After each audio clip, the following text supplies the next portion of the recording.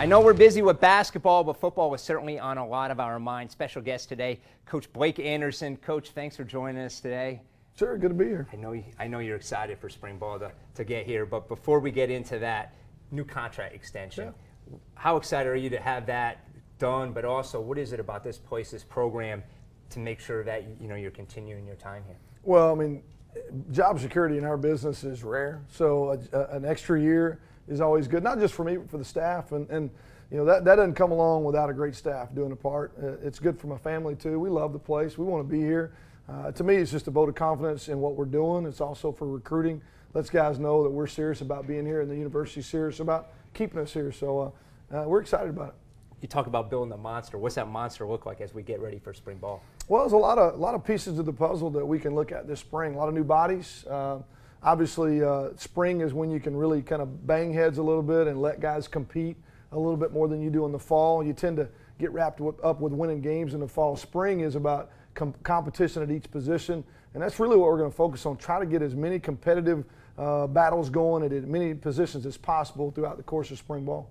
You talk about competition, offensive line, you had to replace a lot of guys, but also quarterback. Are we going to see healthy competition at that spot too? Yeah, as many positions as possible. Quarterback's no different. Justice Hanson will take the first snap with the ones when we start, but you got Bonner and you got Carson Coates, local kid. There'll be 3 quarterbacks, so everybody will be getting reps. Try to get them as equal reps as we possibly can, and just see how that plays out. Justice has got the experience.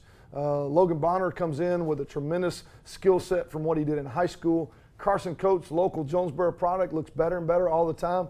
It'll be fun to see them compete. And you mentioned O-line, a lot of new bodies there. A couple D linemen that we're going to throw in the mix with Bingham and Big Adams. So there'll be a lot of kind of new faces for the spring that people can watch and see how they fit, and maybe do they move up or down the depth chart.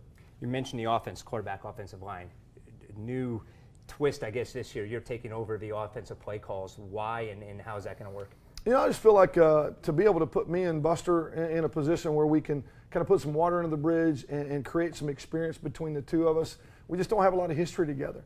I'm a doer. I'm a roll your sleeves up kind of guy. I got this job because of the job I've done with the offense in the past.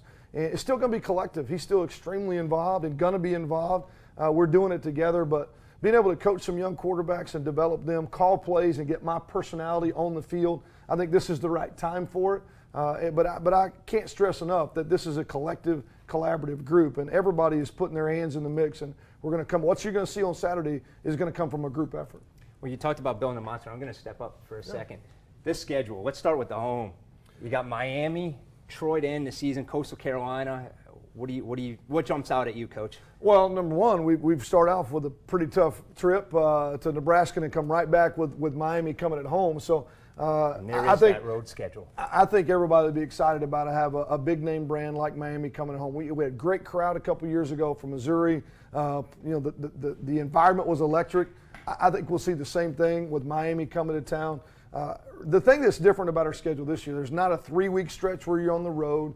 We really only have one short week right now with a Thursday night game with Lafayette, so you've got the opportunity to prepare. We've got that Wednesday night game here at home against Georgia Southern, which will obviously all eyes will be on that to kind of kick off conference play. I think the schedule fits us better. It is definitely a tough start. Nebraska, Miami, SMU to start things off in terms of how the season goes. Pine Bluff there at home. We've talked a lot about how we want to change our personality in non-conference play, get off on a much better foot than we have the last couple of years. We don't want to be 0-4. We would like to find a way to be 4-0, 3-1, 2-2 at worst going into conference play to set you up for the kind of season you want to have. Well, Coach, I appreciate your time. We learned a lot of things. We can't wait for spring ball. Again, thanks for joining us. And, folks, that's your sports for now. We'll be right back after the break.